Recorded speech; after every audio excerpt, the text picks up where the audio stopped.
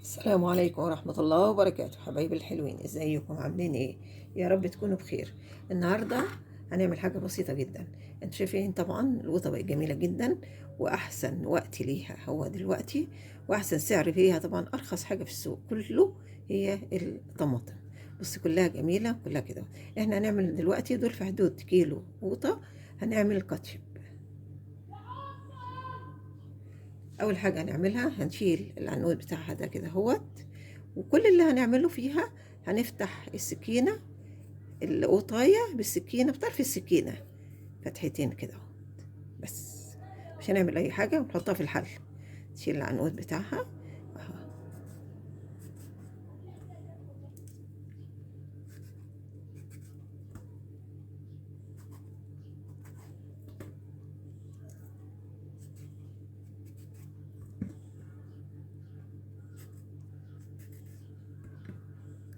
هنعمل ايه بعد كده اهوت؟ هروح حاطين على ايه، حاطين عليها المية ونديها غلوتين على النار.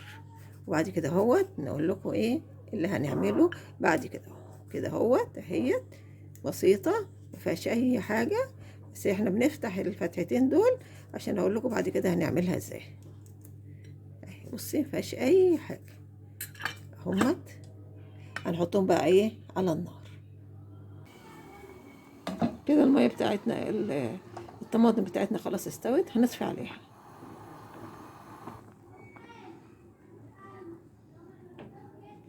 دلوقتي اقول لكم هنعمل فيها ايه بعد كده اهوت. دلوقتي هناخد القوطة كده اهوت.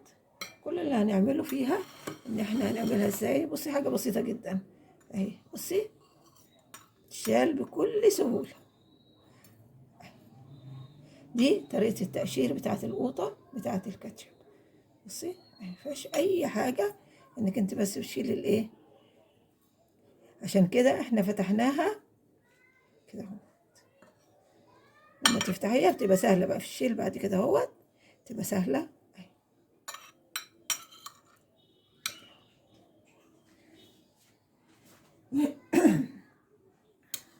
كل واحدة هنعملها كده اهوت.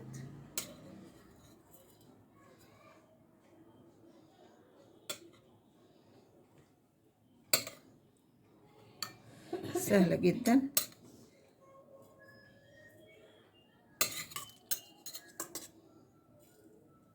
بصي بصي تتشال بقى كلها مرة واحدة، كلها بتتشال مرة واحدة مفيهاش أي حاجة.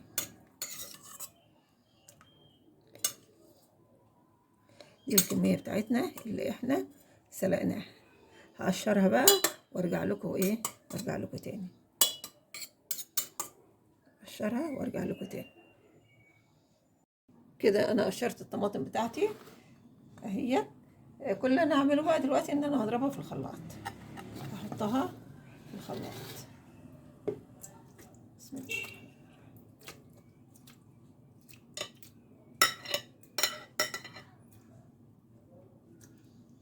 هما حبة صغيرين يعني يجوا على شفشق الايه، الخلاط مرة واحدة. الاضافات بقى اللي انا هحطها عليها، انا عندي هنا اهوت دي بابريكيا وملح، يعني مع كل حاجة معلقة بابريكيا وملح. والتاني هنا اهوت عندي بودر توم وبودر بصل. دول اللي احنا ايه هنحطهم عليها، نضربهم في الخلاط بقى وارجع لكم. كده انا ضربتهم في الخلاط. اول حاجة نعملهم بقى هنصفيهم كده اهوت.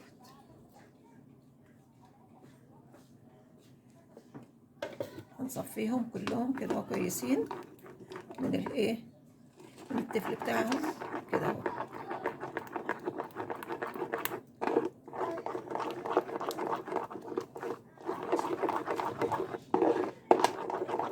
وبعدين هنضيف لهم اضافات تانية معاكم. بس انا بحب اعملها بقى كده، تبقى كده سريعة. هو التفل بيبقى بسيط، هو التفل بيبقى بذر بس بقى، يبقى ده التفل اللي عندنا هو بذر بس. هنعمل ايه بعد كده اهوت؟ هنضيف لهم بقى ايه اضافات تانية. ده كمية الكاتشب بتاعتنا. هنضيف اول حاجة، هنضيف 3-4 معالق سكر كبار. يعني ايه 3-4 معالق سكر كده اهو.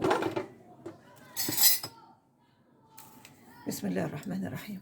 1 2 3 وفي حدود ربع كوباية، 4 5 6 معالق سكر العادية، معلقة الشاي الايه العادية، 6 معالق سكر. ماشي.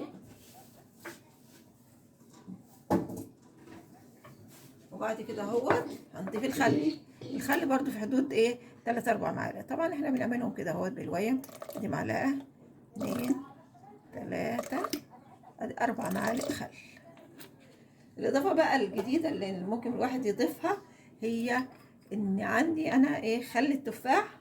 اضيف معلقة صغيرة خل التفاح، هي ديت اللي هتديك الطعم وريحة تانية كده اهوت، تاخدك في مكان تاني كده اهو.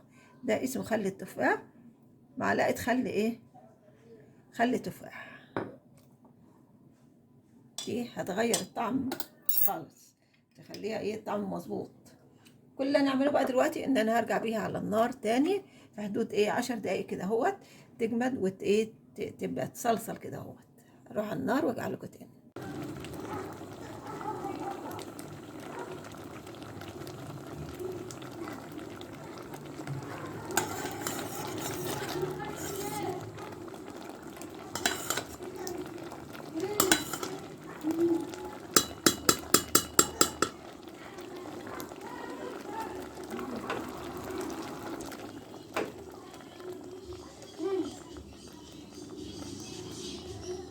كده انا خلصت الكاتشب بتاعي.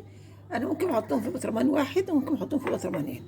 انا هحطهم في 2 برطمان. انا عاوزه اقول لكم حاجه، ان في على اليوتيوب لقيتها ان هو بيعملوا معلقه نشا ويدوبوها على ربع كوبايه ميه ويدوبوها. دي لما بتكون الصلصه خفيفه، انما دلوقتي القوطه ما شاء الله جميله وتخينه، مش محتاجه. انا ما حطيتش عليها ولا نشا ولا حاجه. اهي بصي انت شوفيها، مش محتاجه ان انا احط عليها نشا ولا حاجه. بصي اهي. ولما تحطيها كمان في التلاجة لسه هتتقل زياده. انا هحطهم في برطمانين لو كفوا يعني اهو.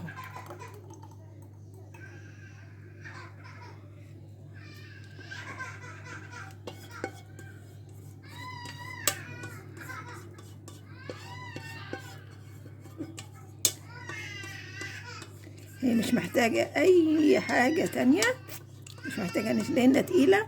دولت كده اهوت اهي، كميه جميله جدا جدا جدا. طبعا دي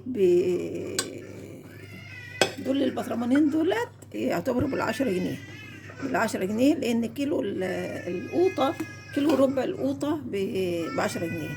بص المنظر طبعا تقيله، مش خفيفه، مش محتاجه اي شيء، مش محتاجه اي شيء خالص. بصي احنا شوفنا التقل بتاعها، مش محتاج اي حاجه تحطيها عليها تاني، مش محتاج اي حاجه. ولسه لما تحطيها في التلاجة هتتقل زي اللي انت بتشتريها كده اهوت، بس من بره. انا حطيته في البطرمانين دولت. انت ممكن تحتفظي بيهم في التلاجة كده اهوت لمده اكتر من اسبوع لو ما فتحتيش على البطرمان. لو فتحتي على البطرمان ممكن تحطيه بره كده اهوت وتستعمليه، انه ممكن يقعد اكتر من اسبوع في التلاجة وانت قافلاه جامد. فدي كانت نهاية الفيديو بتاعي بقى. لو عجب الفيديو بقى ما تنسينيش بقى في اللايك والشير والدعم الجرس عشان يوصل لك كل جديد.